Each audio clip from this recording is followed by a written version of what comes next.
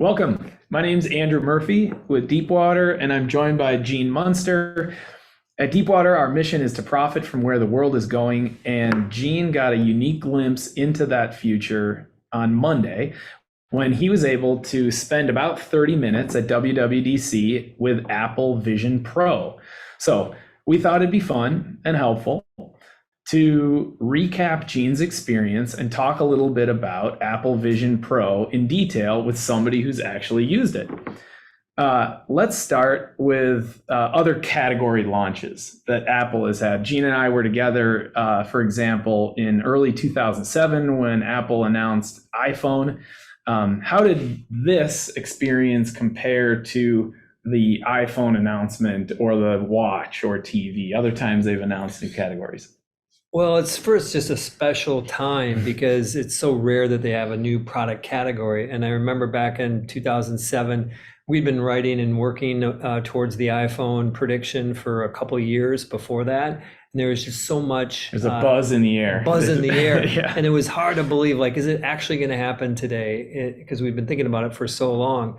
In the case of this device, before we knew the name of it, I thought of it as something that was going to be more substantial than the watch, but not as substantial as the phone. And so my anticipation was higher than it has been in the last 15 years.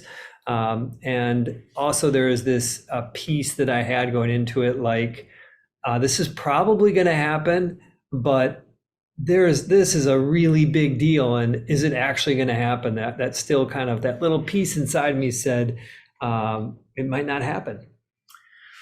Okay, so it feels like Apple has learned some new tricks since they last launched into a new category, and it'd be fun to hear about the campus and the look and feel of the event itself and the demo area specifically. I think what stands out for me is just the level of detail that this company pursues. And it's always been there, but it just keeps moving up each time they have an event, and we can see it when they do these big events. And I guess one obvious one is just the campus itself, Apple Park. It's huge, but just how well everything is orchestrated between when you get there to how many people are making sure that everyone is moving in the right direction. I mean, it makes Disney World look like a mess if you think about how organized that experience is. They know how to do it right.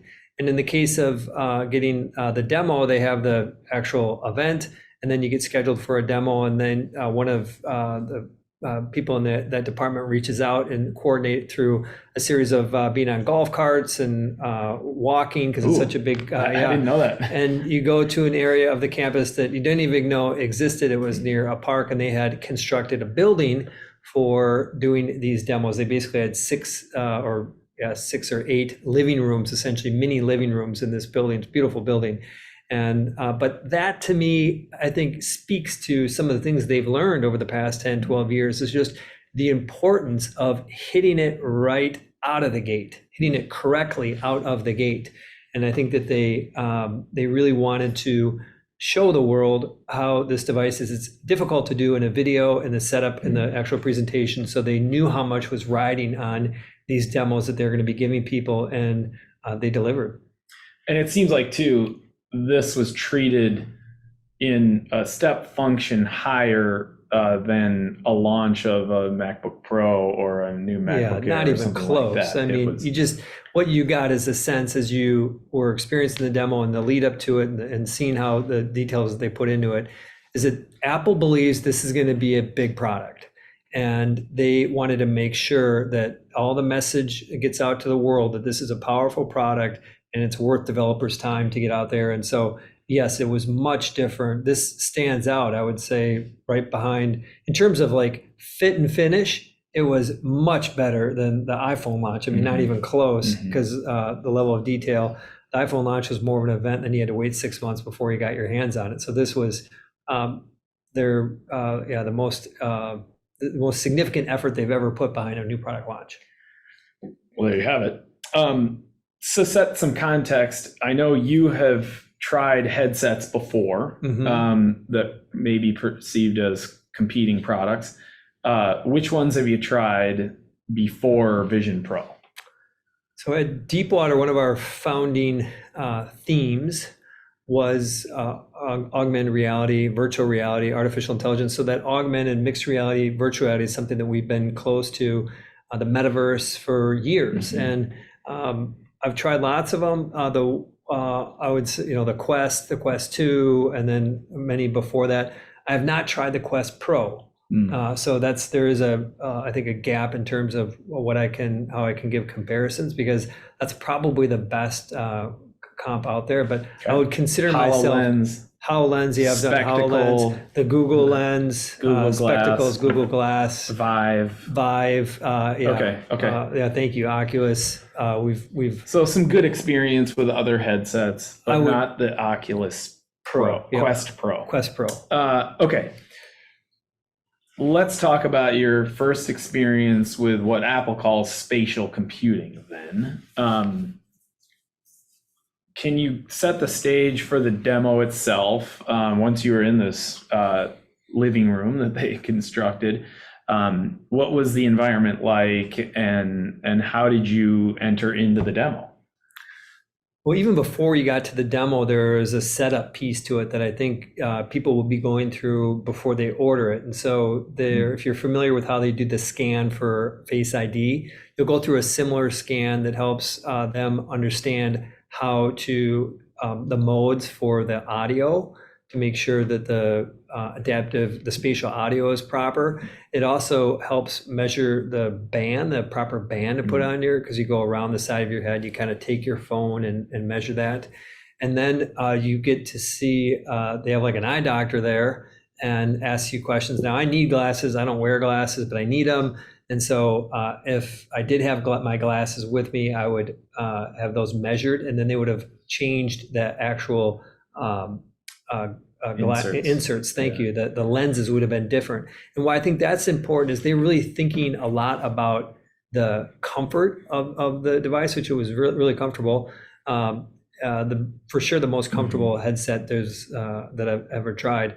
But like, for example, the clumsiness of having glasses in this experience, they wanted to not do that. Brutal. And so they're are being very proactive to make sure that the setup is done right. So that was the setup. And then they configure your Vision Pro, and then you go into a living room and you're in a couch and looking around, and you put the device on and you're not looking at anything, and you turn it on, and then the room appears, and your first reaction is to pull out and look at your hand, because I know what my hand looks like, and I'm kind of testing to see, as I'm seeing through, because I'm looking through cameras now, it looks like the real world, but it's going through cameras.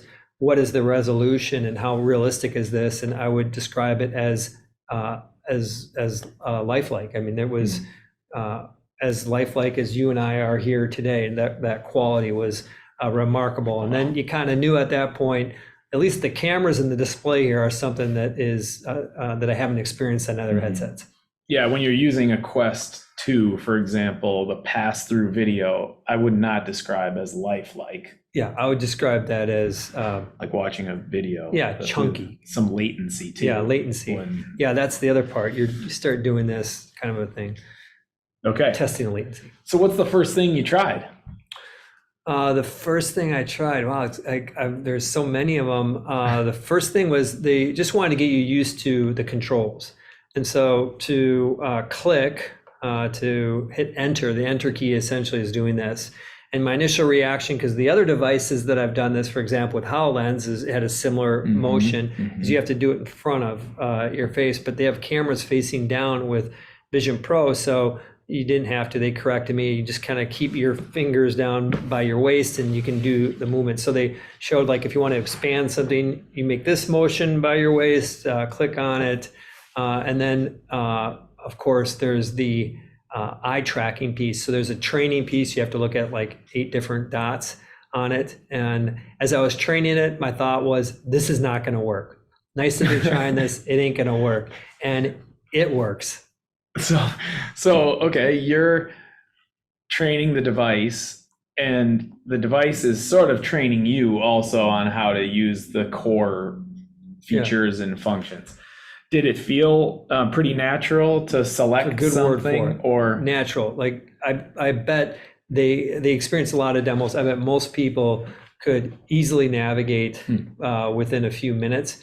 There was one piece, there's a crown on top of the headset that you have to at times click or toggle to, as kind of a reset button for your digital assets that are around you. Okay. And so that was something that I just had to remember, but on the 30-minute demo, within 5 minutes, I pretty much had it down.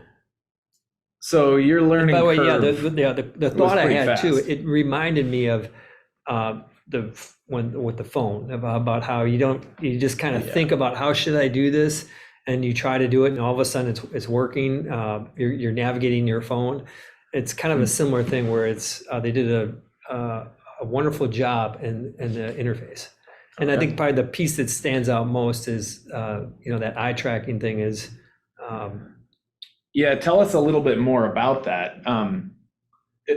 As I understand it from reading about it, Vision Pro knows what you're looking at, and that's how you select things.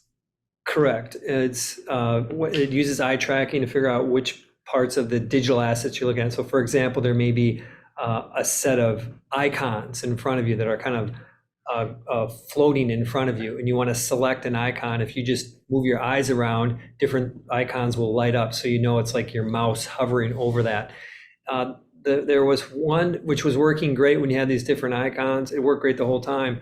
But the point where I thought this is something that is kind of spooky was when I was using Safari and I went to Apple's homepage. Now, it's not a very good environment to browse the internet. It's kind of a clumsy. I'd much rather browse the internet on my computer and my phone. But I was giving the demo a try, and they had the Apple's homepage open. Actually, I think they wanted to go to a different homepage, but I went off demo and let's go to Apple's homepage.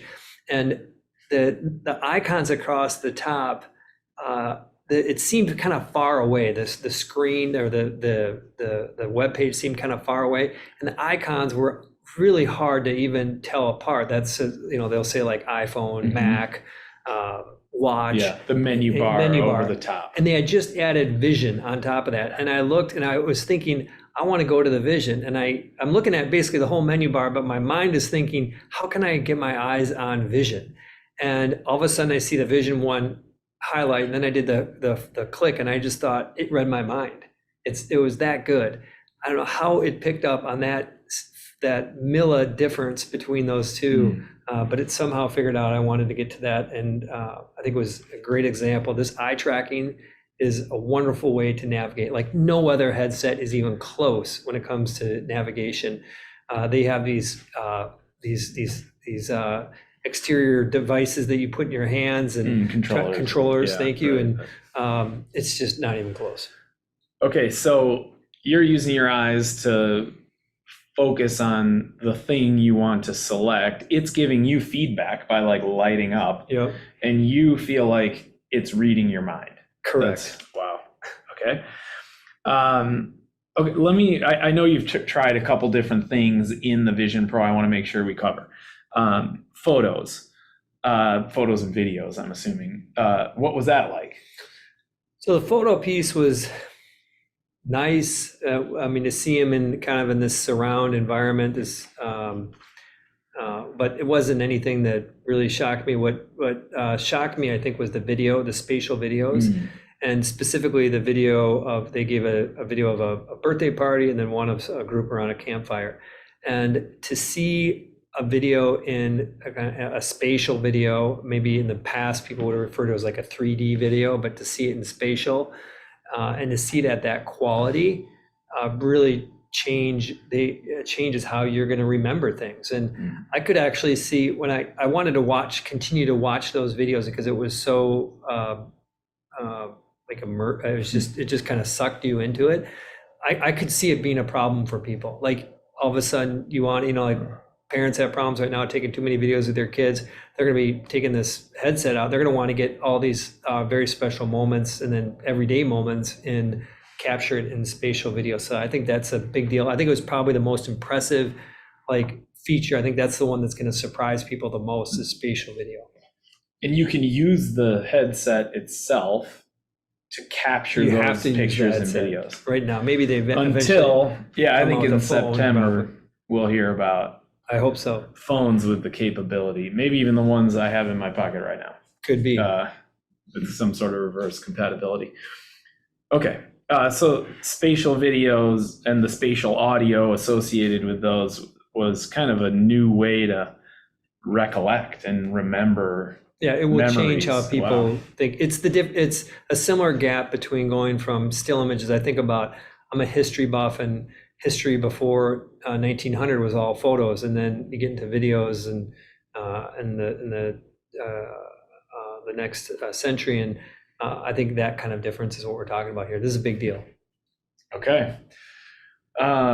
Let's go to the mindfulness demo. Can you tell us about that? A brief So yeah, you moment of calm. the moment of calm. You would go in, and they would essentially, like, this object comes in front of you that's levitating, and it kind of moves as you breathe. And it's not like watching how you breathe, but the basic idea was just in your environment. Guiding And you. I didn't really do anything for me. I think I could see it kind of answers the question, like, is this all bad for us, these headsets, and is it going to take us to a place where we're just not good for our soul and our bodies? And so they have a demo in there about mindfulness. I felt like it kind of checked a box versus was a real exciting use case. Okay, how about connection, FaceTime, things like that? Did you do a FaceTime demo? Yeah, got a phone call. My good friend, I forget her name, called. Oh, shoot. And sorry. Yeah, and it was a lot of fun. It essentially pops up. You're looking at the room, and in the top corner you see the room you're in. The room you're in. Yep. Yeah. You're looking at your room you're in. Up. She pops up, and then as you can take your finger and grab through a gesture and move it to different sides, and you hear her voice kind of orbiting around your head. Audio. Yeah, the spatial audio piece. When she's using that, she was using a Vision Pro 2, and her image was basically a rendering of her face. Yeah. But what impressed me was when I watched her lips move, it was it wasn't perfect, but it was the best that I've ever seen as far as like kind of avatar persona. Okay. I've seen Meta try this and talk about getting it right and the facial expressions right. This it's not perfect, but it is good enough where you'd be comfortable at doing a call like it. Did you see did you make a digital persona of yourself as part of the setup? Do you know? If they did, I never saw it. Okay. So I don't know what she saw. Okay. Shoot. All right. No. Well, did you do a game? No games. Did you play a game? Yeah, no, that surprised me. Yeah, I was expecting games. That seems to be kind of the well-traveled road about the utility of these headsets is gaming. It's considered the first market that's going to be a success. Do you think they're just not ready, or there's other reasons why? I think it was intentional. I think the reason why they didn't have games is they wanted to express that this is more than just a toy. And I think one of the ways they could have easily thrown a game on there, and I think they have some other B-roll and some art with it, with somebody gaming with a controller. But I think every one of these demos was calculated, and the fact that there wasn't a game, I think, speaks to Apple's ambitions around the product. That this is more mainstream than just a gaming device. It's serious. Yeah, you can work. You can do work, communicate, connect. Mm-hmm. Okay. Anything else on the technology that seemed to exceed your expectations that you've never tried or done before? Well, I think the technology we talked about, I think we've covered it. The one piece is I got a pretty square face. Let me rephrase that. My face is a box. And so there was some light that kind of peered through the bottom. Your light seal was weak. My light seal around my cheeks was weak. Okay. And so I think it speaks to the fit and finish. Some of that still needs to get tightened up. But as far as from the real substance of the technology, I think I mentioned briefly the spatial audio. That piece surprised me of just how accurate it was when a person would move around the room. Yeah, one other theme we're tracking closely at Deepwater is artificial intelligence. And we've just heard Microsoft and Google talk a lot about AI. We didn't hear as much of that from the stage or during the keynote about AI. What sense did you get in doing this demo around how Vision Pro is incorporating AI? I felt like Apple missed an opportunity for the first 2/3 of the keynote around AI. They didn't even mention AI. Talked a little bit about machine learning, but it was like tone deaf relative to what Microsoft and Google had talked about at their recent developer conferences. And I respected Apple's kind of high road. They don't want to play the buzzword bingo. But at the same time, AI is something that's so substantial, they should be talking about and getting their developers excited about building products on top of AI. When I was after the demo, I realized like this is the AI that they've been pouring into it. We talked about some of the eye tracking, but even with building the avatars, getting the mouth gestures, capture, all of that. I mean, it is. If you wonder why Apple hasn't done a lot in generative AI so far, it's probably because they've been pouring all those resources into Vision Pro. Yeah, and making it a more natural user interface with the combination of these sensors and software that uses the sensors to understand what you're doing with your hands or your voice or your eyes. Exactly. That is. Okay, so incredible technology, incredible kind of mind-blowing experience. When you think about the future and how people will use technology like this, are there compelling use cases that come to mind, or what's the killer app? So at the highest level, the killer application here is spatial computing. And it is different than when the iPhone launched, when they talked about a smartphone, or no, a phone, a widescreen iPod, and an internet communicator. Those three, I knew you'd have it. I know my history. Those tentpole features, they didn't say that as explicitly in this case, but the tentpole feature is spatial computing. And that's where this whole debate comes down to about what's going to happen. You can check the box on the technology. I think that's clear that this is the best that is on the market by an order of magnitude. And as far as what that actually does is, what is in it for spatial computing? And I think part of spatial computing is also making it feel like you're actually in the space, even though you can't see the space. And they did a wonderful job of that. I'll give you one other quick example around that. Is that one of the demos I was watching a movie. Avatar, I believe, and the one of the people in the room started talking to me, and that whole side of the room was darkened as I watched the movie. But as they started to talk, it started to open up, almost like this like image. Reality started to open up. The real room started to open up as the person talked, and I could see the person just fine there. And then when they stopped talking, it went away. And the idea was that when you have wear headsets to date, you're doing something. This happens a lot when I've done it before. Somebody says something to you and you have to lift up the headset and put it back down and adjust it. But in this case, they've just made it seamless. And I think that is part of the question about the application, the tentpole feature is they've identified something is taking that boundary away from the headset, blocking off reality and making it something you can literally, with the crown, you can adjust the amount of reality that you get.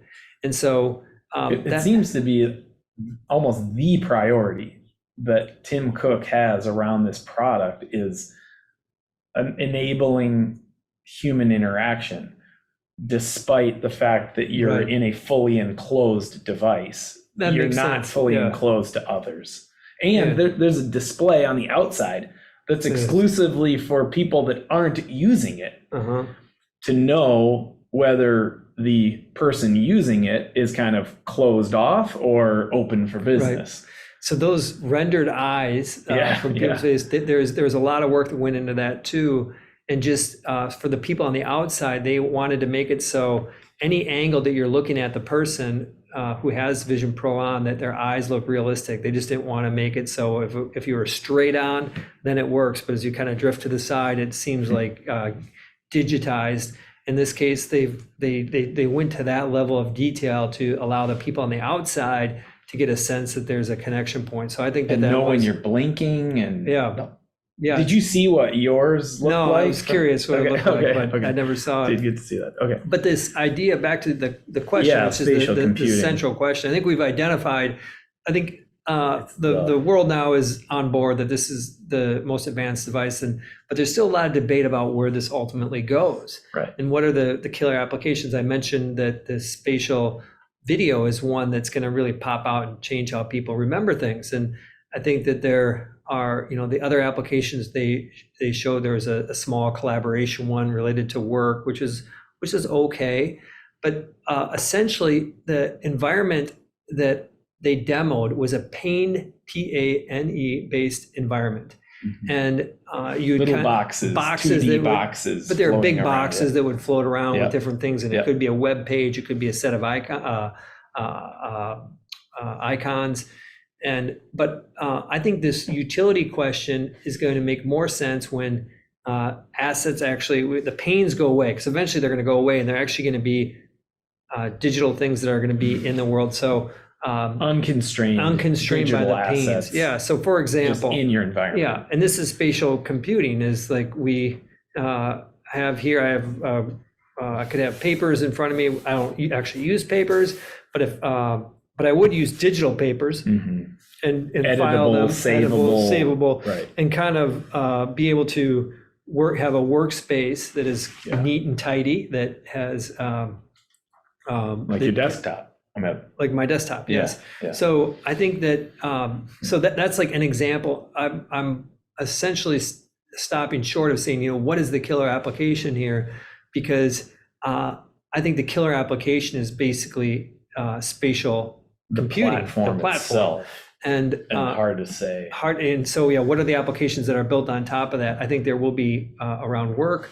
I think that entertainment is definitely one. They showed a demo of these dinosaurs kind of roaming around. Mm-hmm. They had another demo where a butterfly flew up to your hand and flew across the room. They said, put out your finger, butterfly follows your finger, and then you start moving it around and looking at it. Mm-hmm. And a couple times the butterfly jumped.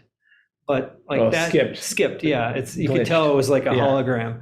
But for the most part, it looked real. And I don't know how it figured out how to land on my finger. Obviously, somebody planned that before. But that, my point is that the use case on this gesture tracking plus programming the digital asset where it knows your. I'm not. I don't know how it works either, but it'll know what it knows where your finger is and what it's doing, and it's told to go to the finger. I guess my point is, I can't say how big this is going to, definitively that this is going to be how we're going to live our lives, and because I don't know what those applications are. But I do know that the two things. Number one is that it's powerful, the technology. And separately, I have a bias that I think humans are lazy by nature and want to be in immersive environments. I look at what's happened with Roblox and TikTok and the amount of time that people spend on those. And I think there's a natural drift to experiences that are pretty powerful. If you're not familiar with sludge content on TikTok, check it out. It's pretty popular, but a great example. It's basically two video streams at once that you're watching and listening to two different, this appetite that typically people under 30 have. To me, that is an invitation for developers to build applications to go after that tech market. I'm old, I'm 52, it doesn't matter what I'm doing longer term. But I think younger people, they will find that utility, and I think that it's up to the developers at this point. So you've put out some estimates, some way to kind of frame in what this could mean for Apple and for the world in the future. Could you frame in the estimates that you had going into the experience, and then maybe how the experience changed your confidence or the estimates themselves? Going into it, I was thinking about how other product launches went, the ramp on the watch, for example, what happened with the iPhone, thinking about the price points. I got the price point wrong on this. I thought it was going to come in below 3,000. It came in above at 3,500. So I think what stood out, what I had projected is I kind of looked at this on a 7-year window. So by 2030, I'd expected it to be 10% of Apple sales. Now that assumes their core business grows at 5% a year, And so that would amount to about 75 million units. They'll do about 250 million iPhone units this year, about 75 million headsets at about an average ASP of $700. That was my thought going into it. 10% of revenue in 2030. Okay. Then you do the demo. After I thought they're going to, like, you don't know, like this 10% is, but after my sense was it's going to be at least 10%. It wasn't, this is going to replace the phone, it's going to be 50%. It was, I had greater confidence in that 10%. Most of that ramp comes in years 28, 29, and 30 when the price comes down. I have a different view about what's a mainstream price. I thought it was $700. Average iPhone right now sells globally for about $850. And I think probably this could be $1,000 or $1,500 price and go mainstream. And so I think this is, as it stands today, I think it's going to be 10% of revenue by 2030. But I want to give an option. If you're going to say, where are you going to miss it? Is it going to be a bust? More likely you're wrong and it ends up being 3%, or you're wrong and it ends up being 30%. I think the bias is to the upside on that, as I think if anything, you think you miss it low, and I think I'll miss it low. I think that a lot of times, I remember on the watch, I thought it would take off earlier than I thought, and it got there eventually. I'm usually optimistic in the near term. That's why I took a 7-year approach. But I think that 10% probably is the right number to think about it today, with optionality that could be much bigger. And by the way, I think Apple believes this is going to be a quarter bigger of their revenue. Yeah, I think they have based on how hard they're going after this internally. I think they think this can be a much bigger product, bigger than the iPad. Bigger than a 10% I think they probably think this is on par with the iPhone. It's like 30% plus the Vision Pro and 30% iPhone. Cool. Well, we get to obsess about where the world is going. So we'll be tracking it. Yeah. Thank you for sharing the experience with everybody. Andrew and I, we've been doing these for a long time together. So we'll keep cranking. We'll keep hunting down the future. And so stay tuned. We're going to get one on day one, and we'll crack it open, put it on, and start to share real world experiences once it launches for 3,500 big ones. Early next year. That's early 2024. Can't wait. Right on. Me too. Thank you, Andrew. Over and out.